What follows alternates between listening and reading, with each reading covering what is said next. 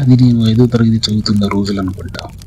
ప్రతి ఏటా మా ఊర్లో దీపావళి పండుగ రోజు రాత్రి ఏదో ఒక సినిమాని తీసుకొచ్చి తెరబొమ్మ వేసేవారు.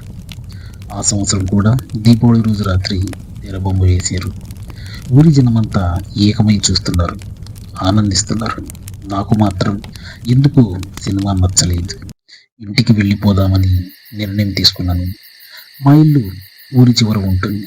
ఇంటి పక్కనే ముళ్ళ పొదలు, పిచ్చి చెట్లతో భయంకరంగా ఉంటుంది. అప్పటికి సమయం అర్ధరాత్రి అవుతుంది. ధైర్యం చేసి బయలుదేరాను. బజారు అంతా నిశ్శబ్దంగా ఉంది. ఆ చీకట్లో వడివడిగా అడుగులు వేస్తుంటే ఆ శబ్దం విని నాకే భయం వేస్తుంది. మా ఇంటి కొద్ది దూరంలో ఉంటే కొబ్బరి చెట్టు దగ్గర చేరుకున్నా.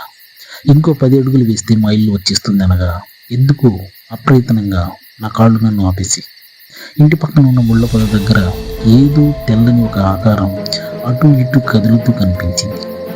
అంతే, ఒక్కసారిగా గుండె వేగం పెరిగింది. రోమాలు నిక్కబొడుచుకున్నాయి. 10 నిమిషాలు అలాగే నిలబడిపోయాను. అంత దూరం వచ్చేశాక వెనక్కి వెళ్ళలేని పరిస్థితి. ధైర్యం తెచ్చుకొని అలా ముందుకు అడుగు వేయబోయాను.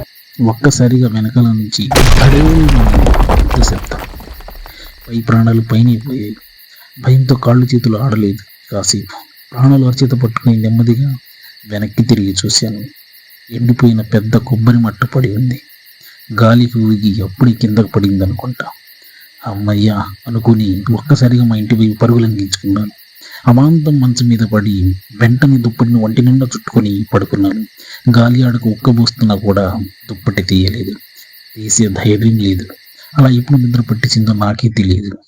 పొద్దున్నే లేచి ముళ్ళ పొద దగ్గర చూస్తే దానికి ఏదో తెల్లని కాగితం అంటుకుని అది కాస్త గాలికి అటు ఇటు ఊగుతూ ఉంది. అది చూసి రాత్రి జరిగిన విషయాన్ని గుర్తు తెచ్చుకొని నాలో నేనే నవ్వుకున్నాను.